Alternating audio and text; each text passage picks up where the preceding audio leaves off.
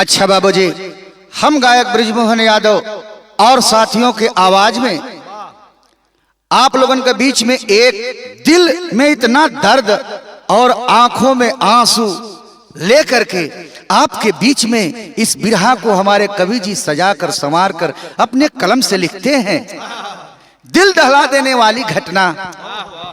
और यह बिरहा आप लोगन के बीच में फटाफट डिजिटल चैनल इंडायर राघवेंद्र प्रताप सिंह जी, संयोजक बड़े भैया राजकुमार यादव जी, और ई बिरहा जहां रिकॉर्ड हो रहल बा आर के स्टूडियो जमानिया गाजीपुर, हमारे बड़का भैया रमेश सिंह जी के देख रेख में आप सब लोगन का प्यार दुलार स्नेह सम्मान, आप तमाम चाचा बाबू भैया लोगन का भी प्यार दुलार आशीर्वाद। आई प्रकाश डालल जाए, ध्यान लेके चलल जा वह 25 तारीख का मंजर। 25 तारीख की रात्रि की बेला में रात्रि 8 बजे की यह घटना है। कवि जी लिखते हैं कैसे। अंबर में छिपकर दिगंबर धरा परी, जीवों के टोली का रचना रचाया। कभी धन धनानन यो सागर के जल में, डुबोया पिरोया सुधा को पिलाया। मनोहर और ब्रह्मी के स्वर में समा करी, कभी शोक सरिता के गम में डुबा कर। सुमन में चुमन दे के नैनों के तारा, करिश्मा कुदरती लीला बनाया।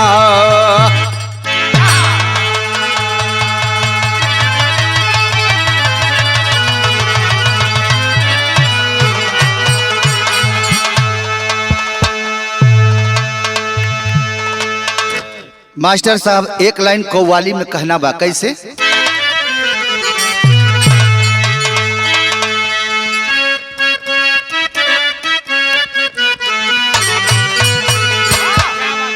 करना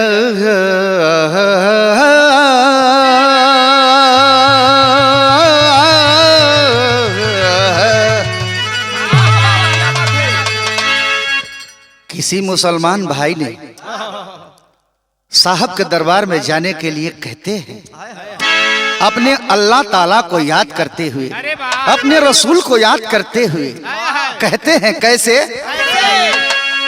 आज एक बार,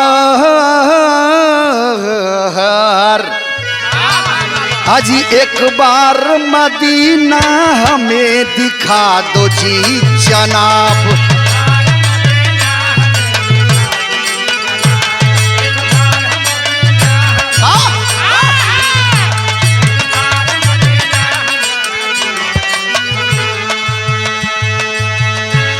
एक बार मदीना हमें दिखा दो जी जनाब।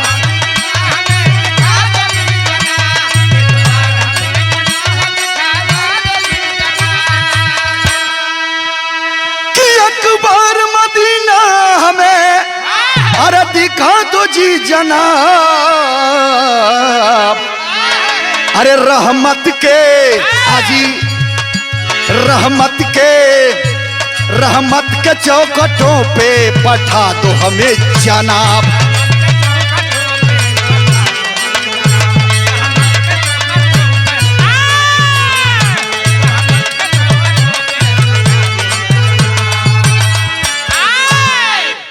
लेकिन आई ई दुखदाई घटना, जौन ई दर्दिली घटना बा कवि जी बिरहा में भाव लिखा तारन कैसे। अरे समय बड़ा किया जी, समय बड़ा बली और समय चमत्कार है।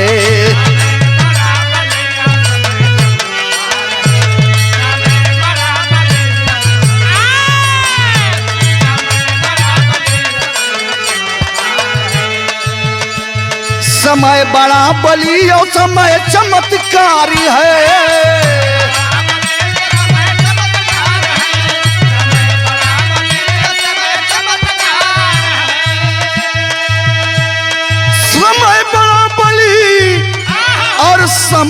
चमत्कार है। समय समय समय समय समय से करता व्यवहार है।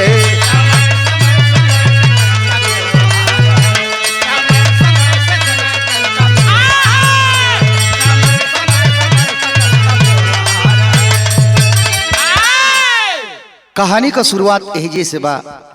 कैसन कहानी बा, कहाँ का कहानी बा, कवि जी लिखा तारी कैसे।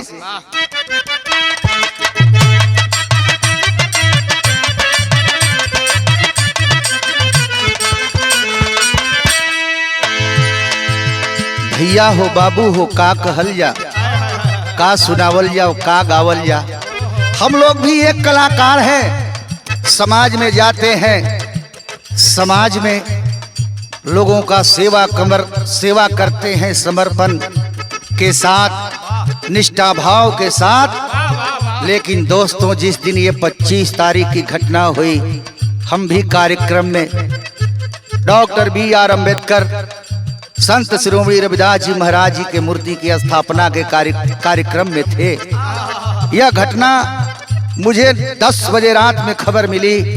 मैं मंच पर खड़ा था, रूह कांप गई, सोचने लगा। कवि जी लिखते हैं कैसे। दर्द से आह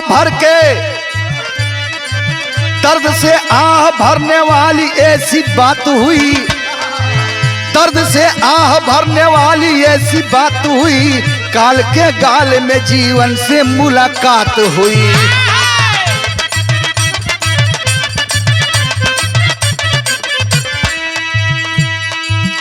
ऐसी घटना हुई जो पूरा दिल दहलाया है। ऐसी घटना हुई जो पूरा दिल दहलाया है। लहू के धार में जब मानव तन नहाया है।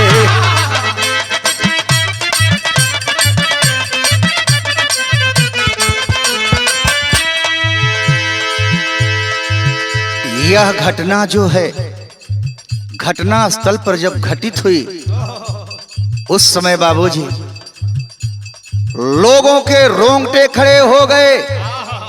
लोग सोचने लगे। देवकली ग्राम मोहनिया बाजार से 2 किलोमीटर पश्चिम वाराणसी वाले रोड पर पड़ता है। और जब मेन हाईवे पर गाड़ी गई है, बारे देवकली ग्राम के लोग, कवि जी लिखते हैं कैसे। विजय पांडे विजय शंकर जी के 4 गो ललनवा हो। विजय शंकर जी के 4 गो ललनवा हो। छोटू पांडे करे अभिनय और गायनवा हो।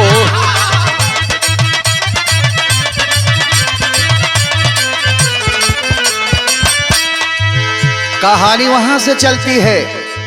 विजय शंकर पांडे जी के 4 पुत्र थे, जिसमें सबसे छोट और सबसे दुलारा, सबसे प्यारा, सम्मान प्यार देते थे विजय शंकर जी। और सभी परिवार के लोग छोटू पांडे जी को मानते थे। सबसे छोटे थे, भाइयों में सबसे छोटे थे छोटू पांडे जी। कहानी वहां से चलती है। पिताजी का नाम विजय शंकर जी, इसलिए कहना है। विजय शंकर जी के 4 गो ललनवा हो। विजय शंकर जी के 4 गो ललनवा हो। छोटू पांडे करे अभिनय और गायनवा हो।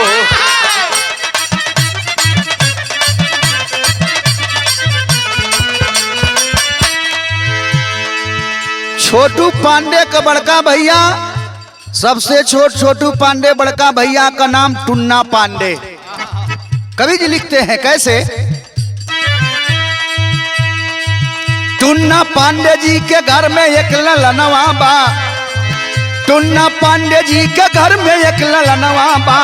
अन्नू पांडे जो कि प्यारा हो ललनवा बा।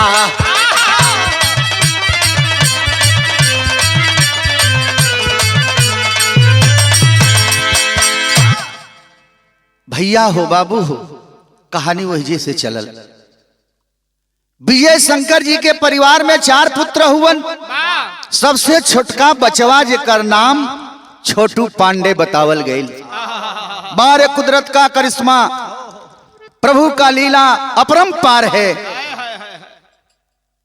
कौन जानता है कब क्या हो जाएगी साथियों। 25 तारीख की रात की घटना है। छोटू पांडे जी बक्सर से तैयारी करते हैं और जब बक्सर से तैयारी करते हैं अपने सहयोगी कलाकार, अपने कवि, अपने लोगों को बुलाते हैं और बुलाने के बाद देखें मौत काल के गाल में कैसे खींच कर ले जाती है। छोटू पांडे जी अपने सगे भतीजे जिनका नाम अनु पांडे था, अनु पांडे को भी गाड़ी में उस दिन कहे कि बेटे चलो तुम भी कार्यक्रम में। बारे प्रभु का लीला। उस दिन घटना के दिन विजय पांडे जी के सुपुत्र छोटू पांडे जी सबसे छोटे थे और अपने सबसे बड़े भैया के बेटे अनु पांडे जी को ले लेते हैं गाड़ी में और गाड़ी में सवार हो जाते हैं, चल देते हैं कार्यक्रम की तैयारी। एक अनु पांडे, छोटू पांडे 2 और कहानी जैसे मिलती है उसी गांव के रहने वाले रामधनी पांडे के सुपुत्र भोला पांडे जो परीक्षा देने के लिए सूरत से बक्सर आए थे दोस्तों। और जब बक्सर आते हैं देखें बारे मौत, बारे काल के गाल में कैसे खींच लाती है मौत। छोटू पांडे कहते हैं आए मेरे भाई तुम यहां अकेले कैसे रहोगे, तुम भी चलो मेरे साथ कार्यक्रम में। सूरत से भोला पांडे जो परीक्षा देने के लिए आए थे भोलू पांडे को भी ले लेते हैं और जब भोलू पांडे को ले लिए तो 3 एक और आदमी थे। स्वर्गीय जमुना पांडे जी के सुपुत्र शशि पांडे जिनका गीत संगीत से बहुत लगाव था। गायक से लेकर के नायक तक सभी लोग सम्मान किया करते थे, सम्मान के दृष्टि से देखा करते थे। एक और ग्राम पिथनी के रहने वाले बैरागी बाबा उर्फ सत्य प्रकाश मिश्रा जी जो गीत लिखा करते थे अपने कलम से।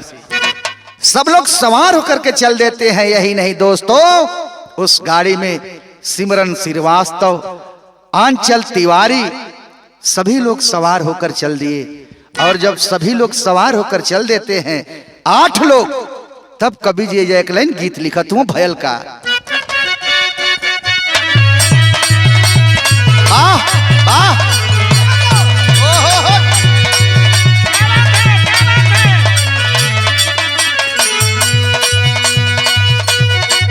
मास्टर संकेत करो तू है गीत है कैसे। अरे गुजारे ले नजारी से जब ते गुजारिया धड़केला जोरे से।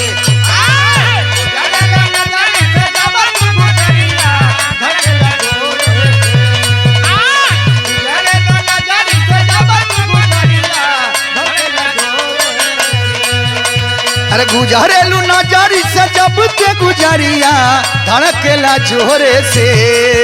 अरे एक ही गो दिल बावे सीना के भीतरिया, एक ही गो दिल बावे सीना के भीतरिया, वो दिल लागल बतोरे से।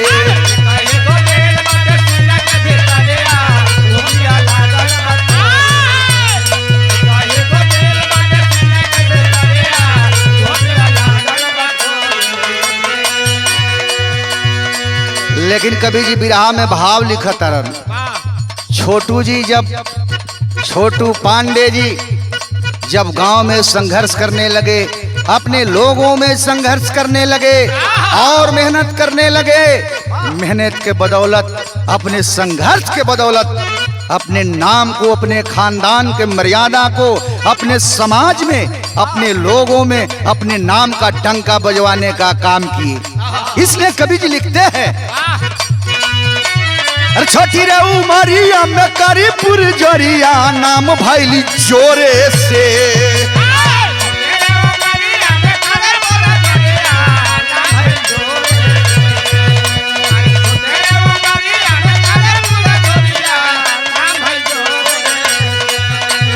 छोटी रे उमरिया में करीपुर जोरिया नाम भैली जोरे से।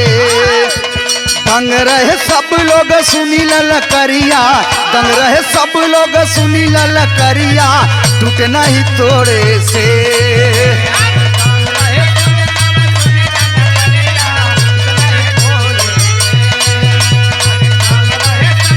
सुनी ललकरिया टूटे नहीं तोड़े।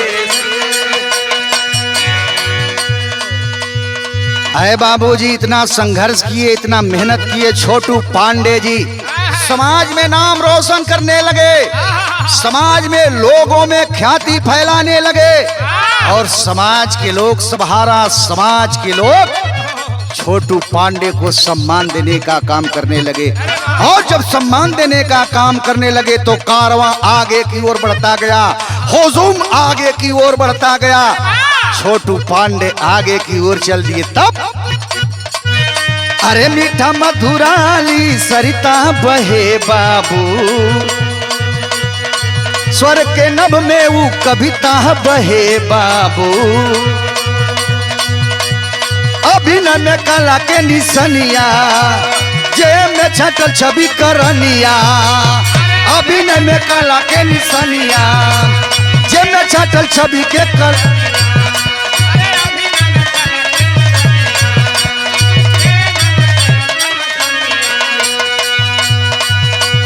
खुश रहे सब देखी छोटू कलाकारिया, मेहनत करे भोरे से।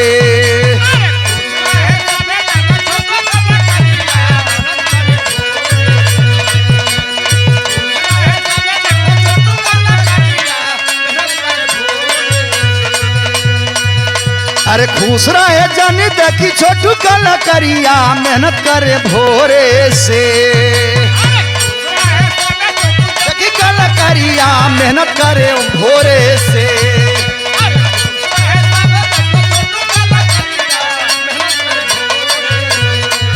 हाँ खुश रहे सब लग देखी कलाकारिया, मेहनत करे भोरे से। तब छोटी सी उमरिया में करी पूरी जोरिया, छोटी सी उमरिया में करी पूरी जोरिया, नाम भइल जोरे से।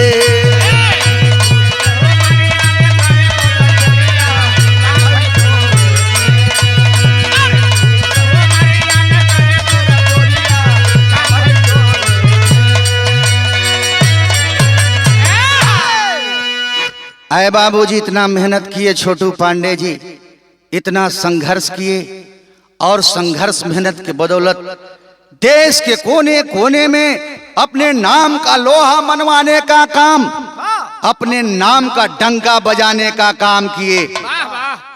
और जब सवार होकर सभी लोगों को लेकर चल देते हैं।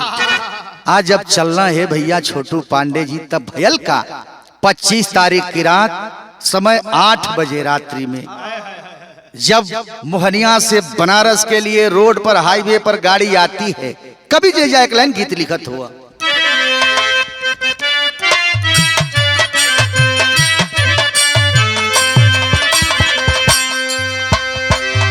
झाझर मड़ुआ जनी छवैया ये बाबा हो, झाझर मड़ुआ जिन छवैया ये बाबा हो, लगना सूरजवा के जोत हो।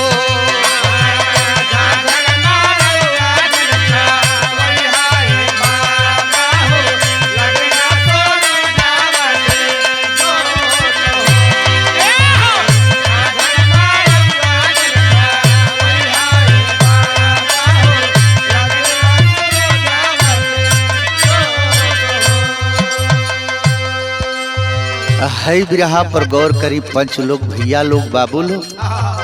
छोटू पांडे जी जब चल धलन गाड़ी में सवार होके अपने 8 आदमी के लेकर के, जब छोटू पांडे जी चल दिए कार्यक्रम में, कवि जी कितना बढ़िया लाइन लिखा था, करेजा फाटता है बिरहा सुने वाला भैया लोग। कहना बा आईली समैया करे चलल गया नवा, आईली समैया करे चलल गया नवा हो, कड़िया में होई के तवार हो।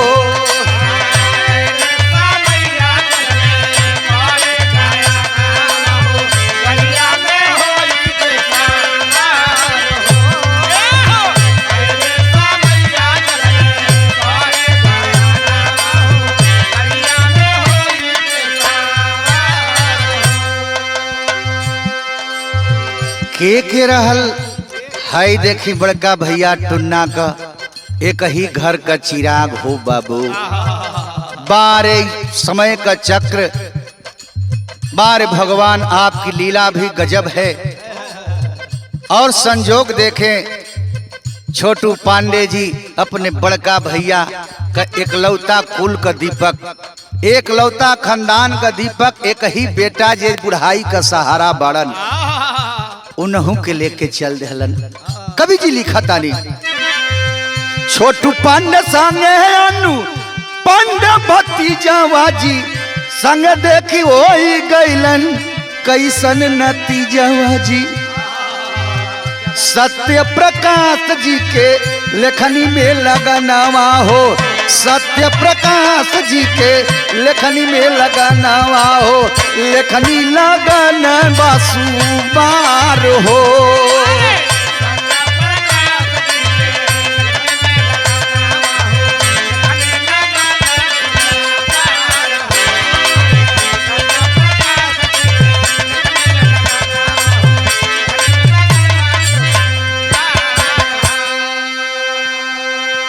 सत्य प्रकाश बाबा भी चल दिए, साथ में कहते हैं छोटू पांडे जी की बाबा आप भी आज चलिए कार्यक्रम में। और साथियों सबको लेकर जब गाड़ी चल देते हैं बनारस की ओर चलती है तब भैल का कवि जी या एक लाइन गीत लिखा था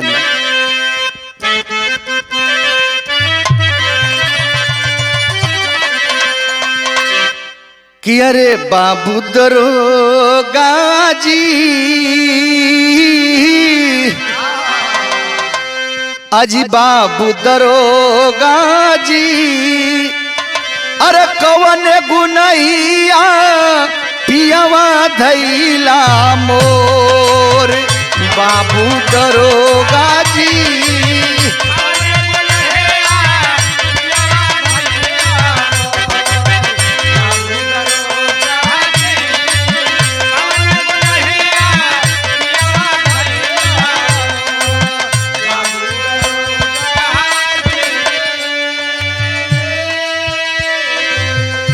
ईत गीत बा लेकिन आए है बिरहा सुने वाला भैया लोग देखबा जब छोटू पांडे कार्यक्रम दिमाग में भरल बा। आज मंच पर चलूंगा तो कौन कौन सी बातें बोलूंगा। आज मंच पर चलब तो भैया लोग अपने प्रेम प्यार जे देला हमार प्यारी जनता, अपने भैया लोग जनता के बारे में कौन कौन वर्ड कहूंगा, कौन कौन सी बातें कहूंगा, दिल में लगन लेकर सपना सजा कर चल देते हैं। और जब चल देते हैं तो कवि की कलम चलती है। हमारे बाबू हो, हमारे बाबू हो गरिया बहुते पकड़ लिया लसीर फतार। हमारे बाबू हो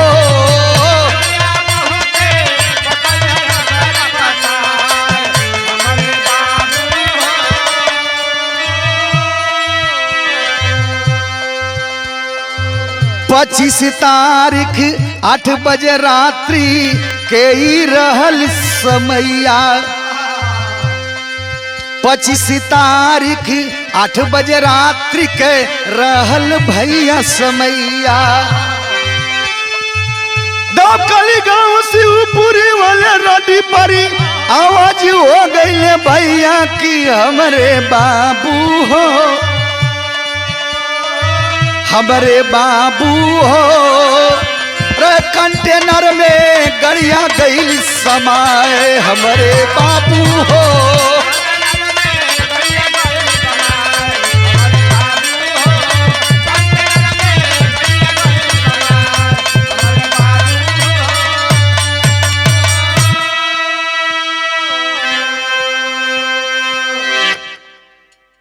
कहने में कलेजा कांप जाता है बाबूजी।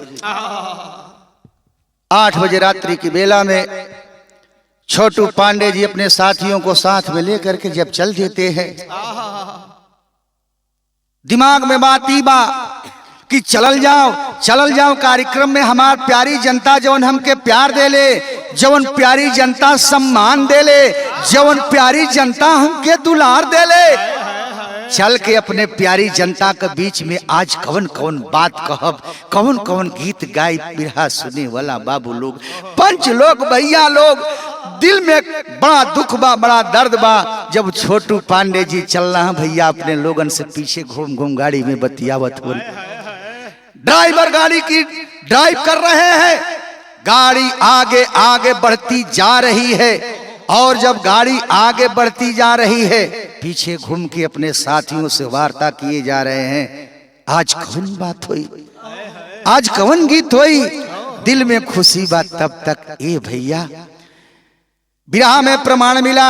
मैं घटना स्थल पर सुबह जाकर देखा, क्योंकि मैं कार्यक्रम में था, मैं भी एक छोटा मोटा समाज का सेवक हूँ मित्रों, कलेजा फटने लगता है क्या कहूँ।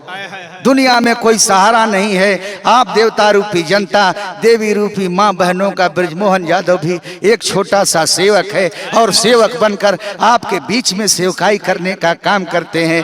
एक कलाकार की मर्यादा क्या होती है, एक कलाकार की इज्जत क्या होती है, एक कलाकार की आबरू क्या होती है, समाज का सेवक होता है। बिरहा सुनने वाले मित्रों, मेरा भी कलेजा फट गया और नैनों से आंसुओं की धार चलने लगी, मैं रोने लगा, बिलखने लगा। कहा ऐ है किसी परिवार के कुल के चिराग थे छोटू पांडे जी, किसी परिवार के सभी सदस्य थे, सभी लोग मरने वाले।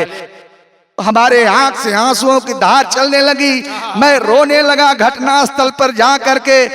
मैं तो रात्रि में नहीं जा पाया दोस्त, लेकिन वहां सुनने में आया, लोग गांव के लोग बता रहे थे लाश की ऐसी दुर्गति छत बिछत हो गई थी। उन लाशों को उठा करके एक एक मांस के लोथड़ों को बटोर कर इकट्ठा किया गया। बाबूजी रोंगटे खड़े हो गए, जैसे स्कॉर्पियो जा करके डिवाइडर से टकराते हुए कंटेनर में मारती है। इतना बुलंद आवाज हुआ, इतना जोर से आवाज हुआ कि देवकली गांव के लोग, मैं पूछा जाकर घटना स्थल पर, देवकली गांव के लोग कहने लगे कि भैया केहू खाना पर बैठा रहा, केहू का घरे खाना बनत रहा, लेकिन इतना जोर से आवाज भइल। देवकली गांव के पूरब साइड शिवपुर वाले रोड पर सटे हुए। और बाबूजी जब घटना घटी है, आवाज हुई है, गांव के लोग दौड़कर आए और देवकली गांव के लोग दौड़कर आए। आनन फानन में देखत हुए, ए भैया इहे एगो गवैयन का जिंदगी बा, इहे एगो डांसर का जिंदगी बा, इहे एगो गाड़ी चलावे वाला ड्राइवर का जिंदगी बा। ए पंच लोग, भैया लोग, दुनिया में का कहल जा, कहकर कब मौत आ जाई, कब ये दुनिया के छोड़ के चल जाई। बिरहा सुने वाला बाबू लोग कुछ कहल नहीं खे जा सकत, आंख से आंसू का धार नहीं खे बंद होत। हमारे छोटू पांडे भैया जी का पूरा सदस्य, पूरा सहयोगी कलाकार लोग दुनिया के छोड़ के चल गईलन। गावे का हिम्मत ना रहल, कुछ बोले का हिम्मत ना रहल, लेकिन आप लोग आगे बढ़ा के गवैया बनाइला, आप लोग आगे बढ़ा के सबके दुनिया में नेता बनाइला, आप लोग आगे बढ़ा के अभिनेता बनाइला। ये आप लोग का एक एगो प्यार, एक एगो स्नेह, एक एगो आशीर्वाद बा। ये हमार चाचा बाबू भैया लोग, आंख से आंसू का धार चलत बा, कलेजा फाटत बा। हमार छोटू भैया अपने टीम के लेके चल गईलन। भोजपुर इंडस्ट्री में एक बहुत बड़ा झटका लगा है और सभी कलाकार सदमे में हैं। उस दिन मेरा कार्यक्रम चल रहा था, मैं स्टेज पर था और बिरहा के बहुत सुपरस्टार गायिका रजनीगंधा जी उसी जाम में फंसी हुई थी। हमसे टेलीफोन पर वार्ता हो रही थी। रजनीगंधा जी ने कहा, भैया मैं जाम में फंसी हूँ, यहाँ पर बहुत हादसा बेजोड़ हो गया, बहुत घटना बेजोड़ हो गई। मैंने फोन पर सवाल किया, क्या घटना, कैसी घटना बताइए। रजनीगंधा जी बिरहा की स्टार गायिका, उनके भी जुबान नहीं खुल रहे थे। कल ही कि भैया क्या बताई, एजा इतना बेजोड़ घटना हो गई, हम जाम में फसल बानी, केहू कलाकार का पूरा जीवन समाप्त हो गई। ए भैया, जब रजनीगंधा जी ने इस बात को हमसे कहा, मैं अवाक हो गया। सोचने लगा कि ये कलाकारों की कोई जिंदगी नहीं है और ऐसे भी कलाकारों का कोई जात नहीं होता है, कलाकारों का कोई मजहब नहीं होता है, कलाकारों का कोई धर्म नहीं होता है। कलाकार अपने कला के बदौलत, अपने मेहनत के बदौलत समाज में प्रतिष्ठा कमाते हैं, समाज में आबरू कमाते हैं। यही एक गायक और यही एक डांसर की आबरू और यही एक मर्यादा होती है साथियों। क्या कहूँ, कवि जी विदेशिया में लिखलन कैसे,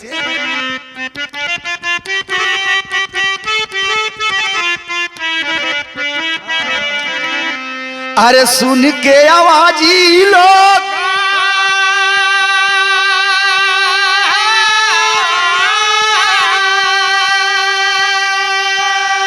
अरे जुटन जुटन हो, अरे देखी ही हमारे मुक्का तन मोरी बाबूजी, अरे गाड़ी से निकाले लागे कि गाड़ी से निकाले लागे, सोचे कोई जिंदा हुई है कि गाड़ी से निकालने लागे, अरे सोचे कोई जिंदा हुई है। अरे लहुअन का चलती बातें धार बोरे बाबूजी, हाय रे नीरा दैया दैया कि हाय रे नीरा दैया दैया, अरे कवने करनावा हो, सोचे बहे नयना से धार मोरे बाबूजी। गौवा का लोग जुटला हो भैया, का बताई करे जा फाटता। देखी जब गौवा के लोग गए हो भैया, देखत हम कि ददीबल सिंह देवकली गांव का रहे वाला ददीबल सिंह जे गरीब दुखिया सहाय का कबो बेसहारा लोगन का मदद करेला हो भैया। ददीबल सिंह भी वही मोटरसाइकिलिया लेके और वही चपेट में आ गइल बाड़न। ए भैया ददीबल सिंह खड़ा रहलन कि जब दाहिने और बाएं दोनों तरफ का गड़िया निकल जाओ तो हम जाके देवकली गौवा वाला रास्ता पकड़ के अपने घरे चल जाई। लेकिन तब तक कुदरत का करिश्मा, प्रभु का लीला, उहे गड़िया आइल स्कॉर्पियो अब बीच में खड़ा हुआ, रोड पार करके हाईवे पार करके आ जाके स्कॉर्पियो मरलस कंटेनर में जाके दब गइलन। गौवा का लोग आनन फानन में वही बड़का ट्रक में गइलन, दौड़ल दौड़ल गइलन, कहलन कि आय हो भैया, केहू का बेटा, केहू का परिवार बा, केहू कई लोग बा, केहू कई समाज में, ए भैया का ताकत तड़ा उठावा। बार देवकली गांव के लोग तहे दिल से गायक ब्रिजमोहन यादव देवकली ग्राम के लोगों को बहुत बहुत प्रणाम करते हैं और आपका अभिनंदन करते हैं। साथियों, कोई गांव में ऐसा इंसान होना चाहिए और हर एक गांव के लोगों को ऐसा इंसान, सभ्य इंसान, सामाजिक इंसान होना चाहिए, जिसने देवकली गांव के लोगों ने, देवकली गांव के सभारा समाज के लोगों ने एक सभ्य इंसान का परिचय देने का काम किए। दौड़ दौड़ के जाके उठावत हुए। ए भैया प्रमाण मिला, लोग बता रहे थे केहू को टंगरिए कट गइल बा, केहू को करिये फंस गइल बा, केहू को मुड़िए कट गइल बा। बिरहा सुने वाला भैया लोग, ये हमार छोटू भैया का पूरा टीम ऐसन दुर्घटना में, शिकार दुर्घटना का भइल बिरहा सुने वाला बाबू कि तनिको हमार छोटू भैया का टीम आए हो वो नहीं करे पावल। दुनिया के छोड़ के चल गिलन बारे मालिक, बारे प्रभु कौन गलती किए थे, कौन खता हो गई थी जो आपने इतनी बड़ी सजा दिया। ऐ प्रभु ऐसा किसी को जीवन देना, इतनी बड़ी सजा मत देना। साथियों, एक बात बता देना चाहता हूँ कि आदमी को जज्बे इशार होना चाहिए, आदमी को साहिबे किरदार होना चाहिए, काम आए आदमी के बस वही है आदमी, आदमी को आदमी से प्यार होना चाहिए। यही एक मानवता का सच्चा परिचय है और इंसानियत का परिचय है। दोस्तों, धन्य है देवकली ग्राम के लोग। यही नहीं, उस सड़क पर जितने लोग जा रहे थे या जितने लोग जाम में फंसे थे, दोनों तरफ से जाम लग गया, गाड़ियों की लाइन रुक गई, आनन फानन में जो परदेसी थे, जो रास्ता के चालक थे, रास्ता में चलने वाले थे, वह लोग भी रुक कर दौड़ कर गए और इस हादसा में हाथ बटाने का काम किए। बल्कि यही नहीं दोस्तों, मोहनिया विधानसभा की महिला नेत्री, अभी मोहनिया भाग 3 से वर्तमान जिला पार्षद है, जिनका नाम पहले से लड़ाई में आता है, गीता पासी जी ने जब इस खबर को सुनी, धन्य वो वीरांगना, धन्य वो जिला पार्षद, चाहे जिला पंचायत हो, चाहे मुखिया हो, चाहे वार्ड हो या बीडीसी हो दोस्तों, लेकिन सच्चा नेता वही होता है जो दूसरों के लिए मरता है, दूसरों के आन बान शान के लिए अपने जान की कुर्बानी कर देता है। वही सच्चा नेता और सच्चा नेतृत्व करने वाला होता है।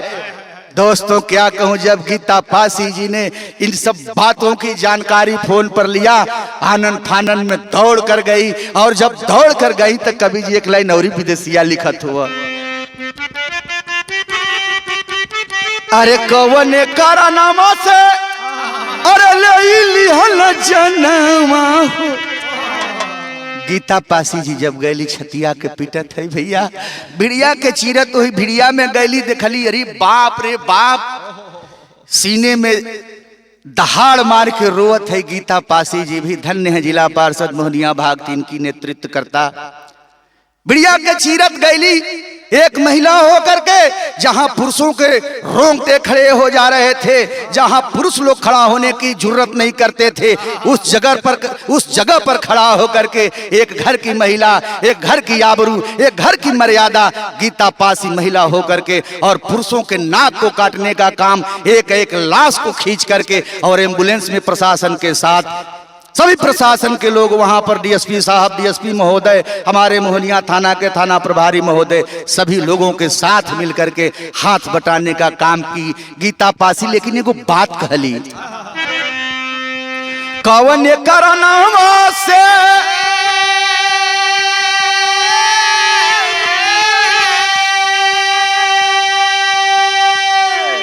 अरे लैली हल जनमा हो, अरे मुक्का मारी रोवे संगी यार बुरी बाबूजी। सब लोग रोए लगल। गीता पासी जी भी लाश खींच करके एम्बुलेंस में लदवाने का काम करने लगी। शासन प्रशासन के लोग, सभी लोग मिल करके उस घटना में आनन फानन में दौड़ करके सरकारी अस्पताल के जितने स्टाफ थे सभी लोग लग गए। कोई यही उम्मीद, यही आशा विश्वास के साथ शायद कोई अभी जिंदा होंगे, लेकिन लेकर जब आते हैं अस्पताल में, भैया हो केहू जिंदा काहे के बा। यही नहीं, मैं मंच पर बैठा था, एसके सिंह कैमरामैन वाराणसी से फोन किए, ब्रिजमोहन भाई आप कहाँ हैं, हमारे कुछ कलाकार आ रहे थे कार्यक्रम देने के लिए। मैं जब टेलीफोन उठाया, एसके भैया जब बताए, मैं बोला भैया मैं तो कार्यक्रम में हूँ। बोले यार हमारी गाड़ी आ रही थी, कुछ हल्का फुल्का चोट लगी है, हमारे कलाकार लोग हैं, उनका मोबाइल मोहनिया थाना का स्टाफ लोग ले लिए हैं, आप यदि मोहनिया हो तो कृपा करके, हमारे कलाकारों को विलम्ब हो रहा है। एसके भैया का जानत हुआ कि हमारे कलाकार भाई लोग, हमारे डांसर बहन लोग ये दुनिया के छोड़ के चल गए। उनको भी इस बात की जानकारी नहीं थी। एसके भैया ने हमसे वार्ता किया, हमें भी जानकारी नहीं थी। बारे मालिक की करिश्मा। 4 बजे भोर होते होते मुझे जानकारी मिलने लगी। सुबह मैं राजकुमार भैया से टेलीफोन किया तो राजकुमार भैया बताए मेरे यहाँ के कलाकार थे, बक्सर के ही सभी लोग थे। तब सुबह होते होते 6 बजते पूर्ण रूप से मुझे जानकारी मिली। एसके सर भी हमें फोन किए, उन्हें भी प्रशासन के लोग ये सच की बात नहीं कर पाए, सच्ची बात नहीं बता पाए कि लोग आनन फानन में घबरा जाएंगे। कैसे इन लोगों को डायरेक्ट बता दिया जाएगा कि सभी लोग मर चुके हैं। दुख का पहाड़ टूट पड़ा, चाहे वाराणसी हो, चाहे वह बक्सर हो, चाहे मोहनिया बिहार हो। रजनीगंधा जी ने सुबह होते अपने फेसबुक आईडी से कलाकारों के श्रद्धांजलि को लिखते हुए, आंखों से आंसुओं की धार बहाते हुए श्रद्धांजलि लिखते हुए फोटो लगाकर शेयर करने का काम की। सभी बिरहा के हो चाहे लोकगीत के हो, सभी लोग दुखी हैं। बाबूजी क्या कहना है।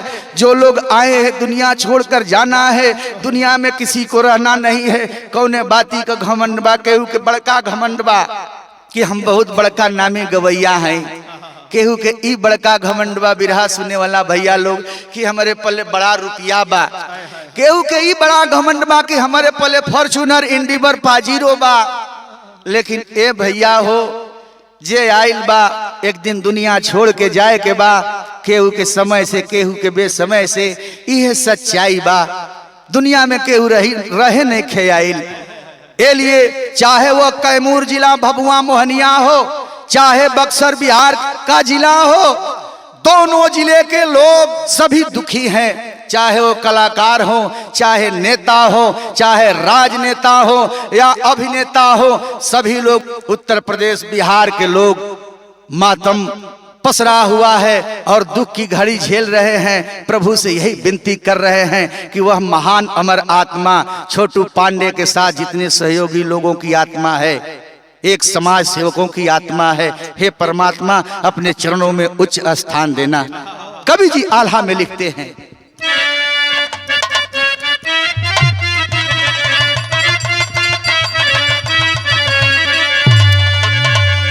कियर गैया बछड़वा बिना, कियर गैया बछड़वा बिना, अरे जैसे छटपटाली भैया।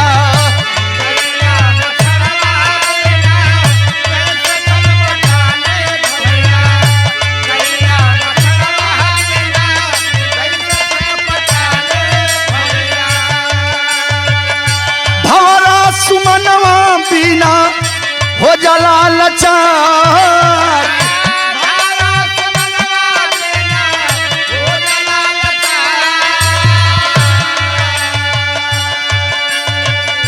जल बीन मीन धारा तीह पर छटपटाली पंचो।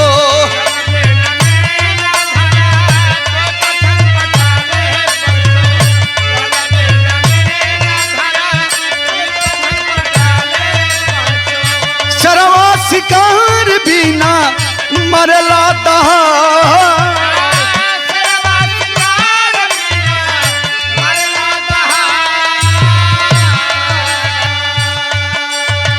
पपिया स्वाति बूंद बिना जैसे छटपटाले भैया।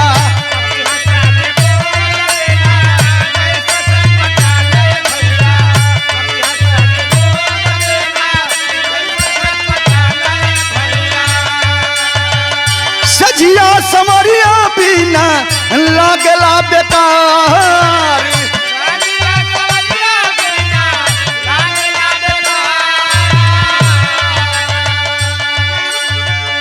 कजरा नयनवा बिना लह गए अब उदास ये पंचो।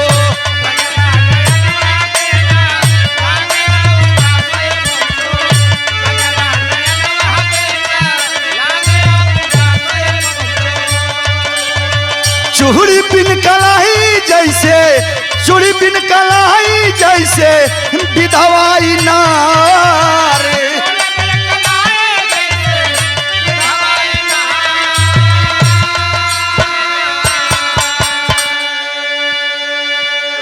माहौल गमगीन है।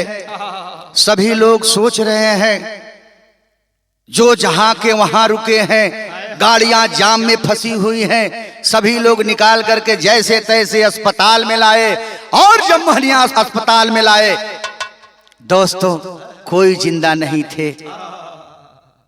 आसरा यह था कि शायद कोई लोग जिंदा होंगे, किसी की सांसें तो जरूर किसी न किसी की सांसें चल रही होगी। इसलिए दोस्तों क्या लेकर दुनिया में आए हैं, क्या लेकर जाएंगे, कुछ साथ में जाना है नहीं। इसलिए मानवतावाद, भाईचारा, परिवारवाद, संबंधवाद, इस सब को साथ में लेकर के, और जो इंसान चलता है, जो समाज को साथ में लेकर के चलता है, उसी इंसान की इतिहास गाई जाती है। और साथियों, चाहे वह नेता हो या अभिनेता हो या गायक हो, जो आदमी संघर्ष नहीं किया, जो आदमी सेवा नहीं किया, जो आदमी समर्पण नहीं किया, जो आदमी त्याग नहीं किया, उस इंसान की इतिहास नहीं बन सकती है। आज छोटू पांडे के लिए उनके टीम के सभी जितने अमर आत्मा है, स्वर्ग में मालिक कुछ स्थान दे। वह अमर आत्मा के लिए फिल्म इंडस्ट्री से लेकर के हमारे बिहार के मुख्यमंत्री नीतीश कुमार, तेजस्वी यादव से लेकर के अखिलेश प्रसाद यादव, अखिलेश यादव जी, सभी लोगों ने शोक व्यक्त किया है, शोक संवेदना व्यक्त किया है। सभी के दिल में शोक की लहर दौड़ रही है दोस्तों। इसलिए क्या कहा जाए, घमंड कौने बात का। ए हमार भैया लोग, ए हमार पंच लोग, बिरहा सुने वाला चाचा लोग, बिरहा सुने वाला चाची लोग, बहन लोग, मतारी लोग, ये दुनिया में आयल बा, एक दिन दुनिया छोड़ के चल जाई। केहू या रहे नहीं खेआइल, और जब सब रहे नहीं खेआइल तब ब्रिजमोहन यादव भी रहे नहीं खेआइल। ए भैया लोग, बाबू लोग, आखिरी लाइन में कहना बा कैसे कि अरे कमने करनी कभारनी तू देखा वाला तायद जल जिंदगी स्मशान पहुंचवला हरी।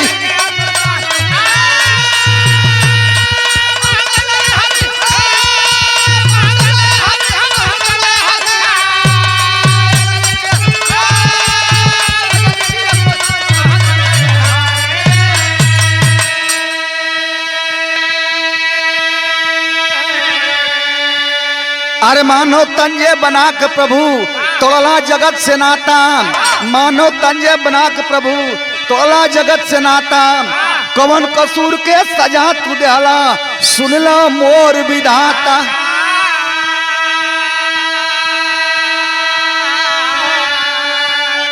तमाई बाबू परिवार धीर बढ़ावे के पारी,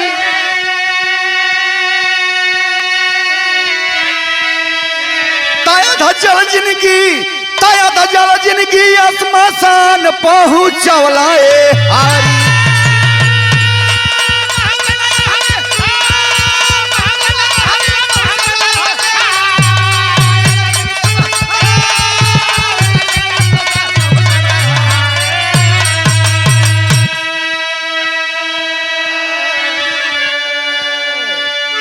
छोटू पांडे के साथ जितने टीम के लोग थे, हम गायक ब्रिजमोहन यादव, चाहे वह भभुआ जिला हो, चाहे वह बक्सर का जिला हो, चाहे उत्तर प्रदेश वाराणसी हो, चाहे बिहार प्रदेश हो, दोनों स्टेट के कलाकार और दोनों स्टेट के जितने सहयोगी कलाकार, चाहे वह बिरहा हो, चाहे वह भोजपुरी लोकगीत हो, चाहे हारमोनियम, ढोलक, नाल, तबला, बैंजू के बाजीटर हो, सभी कलाकारों की ओर से हम गायक ब्रिजमोहन यादव फिर से पुनः एक बार वह अमर आत्मा के, सभी अमर आत्मा के चरणों में भावभीनी श्रद्धांजलि देते हुए आखिरी लाइन में कहना है।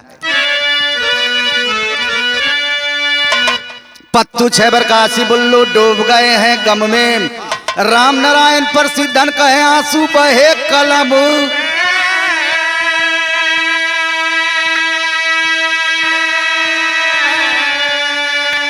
नेवरिया पार लगाई है हरी, नेवरिया पार लगाई है हरी, तुम्हें मुन्ना ब्रिजमोहन के आई कहियो बारी, नेवरिया पार लगाई है हरी।